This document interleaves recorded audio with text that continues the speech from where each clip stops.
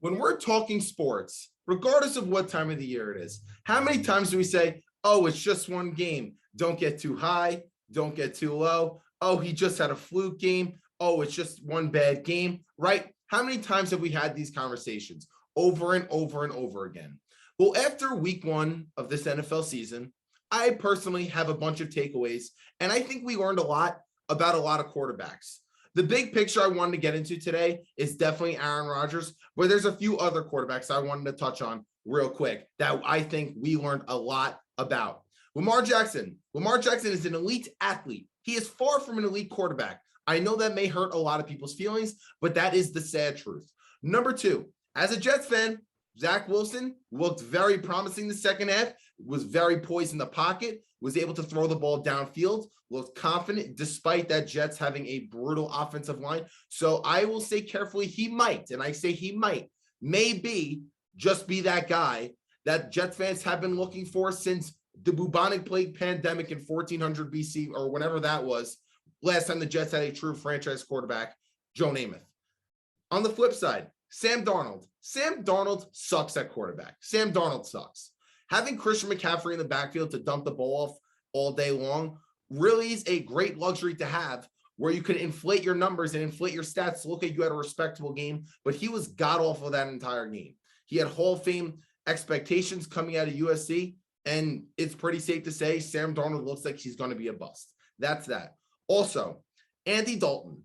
Andy Dalton does not belong as a starting quarterback on any team in the NFL. Someone needs to come to me and explain to me why Justin Fields is not starting.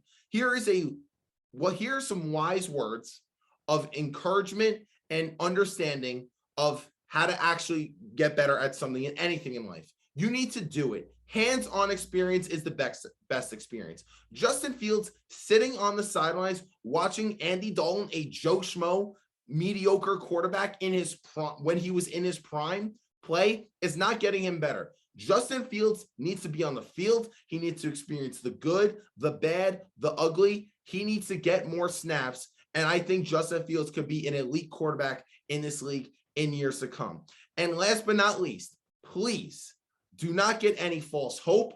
Do not have any theories or any ideas.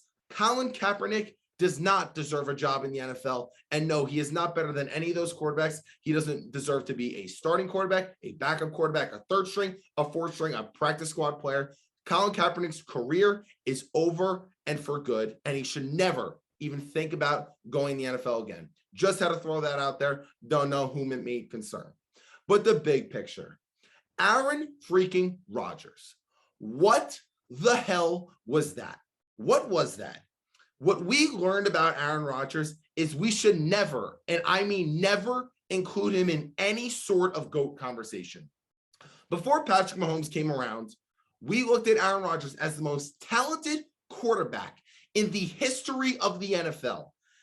With that being said, and that can be true, he has significantly underperformed. The Packers have underperformed as a team with him as their quarterback. They should be more successful as a team with a guy and a caliber quarterback of Aaron Rodgers under center. We know what went on this past offseason. Yeah, he won league MVP last year. He probably had the best year of his entire career, 48 touchdowns, 5 interceptions, winning his third league MVP. The NFC Championship game, a disappointing ending. Rodgers has felt disrespected over the years, that they haven't given him enough help, especially in the draft. They're not really drafting offensive players. And then they moved up in the draft to get Jordan Love. We know that whole story, right? But you know what we learned about him? His mental toughness, because he has none of it. He has no grit. He has no dog in him. He looked disinterested on Sunday. He looked lethargic. He looked like he didn't care how he played. Didn't look like he cared about the outcome of the game. That was probably the worst game of his entire career. And I want to give a prime example of someone, a better role model in situations like these. Thomas Edward Patrick Brady Jr. Yes, Tom Brady's regarded as the greatest of all time, not necessarily by his talent, but his mental toughness. And this difference between Brady's toughness and Rodgers' toughness is comparing a 21 Ferrari to a 97 Civic. That is my takeaway of Aaron Rodgers this past week. Because when Brady's back is against the wall, or when Brady's doubted, or he's going for revenge, You know he's giving you an A-plus performance. You know he's giving you an A-plus season. And look at the situation he was in with New England. When Jimmy Garoppolo was going to take the starting spot from Tom Brady, and Bill Belichick tried to push Brady out the door. Brady knew it. Brady knew the coach that he won multiple championships with wanted him gone. People said he was washed, said he was old, said Jimmy G's going to still continue this franchise for another 10 to 15 years. And Brady ended up getting Jimmy G traded. And what happened? Was Brady look like the best he ever did when that happened? Not necessarily, but he still led the Patriots to Super Bowls. And his last year in New England, with no help around him, basically no wide receivers, good wide receivers rather, zero tight end production, running game that went into the toilet bowl, an offensive line now is very shaky, and he still put together an okay year. And after they called him washed, said he should retire, his Super Bowl days are over, his great days are over, goes to a new organization, the Tampa Bay Buccaneers, and we know the whole story. An MVP caliber year leads the Buccaneers to a Super Bowl, and he wins Super Bowl MVP. That's mental toughness. When his back was against the wall, when people said, oh, Brady's a system quarterback. Brady killed the system quarterback narrative. What about Aaron freaking Rodgers, who's more talented than Brady? What about that narrative that he can't win or he can't do this? This year is regarded as the last dance for this core of the Green Bay Packers and Aaron Rodgers being at quarterback. We all know Aaron Rodgers is out of Green Bay after this year. Whether he's retiring or going to a new team, that's a conversation for another day. No one really knows that. But he should be as motivated as possible, because anything less than a Super Bowl for the Green Bay Packers is a failure. And he came out on Sunday like that, 133 yards, 2 touchdowns, a QBR of 13. If you're not familiar with QBR, what is it like getting a 13 out of 100 on a test in school? That's what QBR is out of, 13 out of 100. He couldn't have played any worse, and that's your first game back. Devontae Adams said before the season started, this is the most motivated we've been.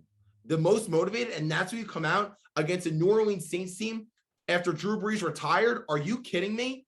That's Aaron Rodgers, and this is not a time for Rodgers to say RELAX, relax. We know that whole spiel. And he said, oh, it's just one game. No, this is more than one game. This is a statement year for Rodgers. You want to be regarded as one of the greatest of all time? You want to be a Mount Rushmore of the all-time great quarterbacks? The Packers need to be better. He needs to be better, because a performance like that is unacceptable. You don't see that from the GOATs. When you're talking about the GOATs, you nitpick. Rodgers is in that conversation. And after a performance like that, how he quit, where it's almost looking like he wants to have a poor performance so the Packers could possibly trade him, because we know that's what went on all season long about Rodgers possibly getting traded. Is this a sign that Rodgers trying to say, please trade me now? That's mental weakness. That's mental weakness. And when you're comparing about the GOATs, he doesn't belong in that conversation. As great as he is, that's unacceptable. That is unacceptable, because the greats don't do that.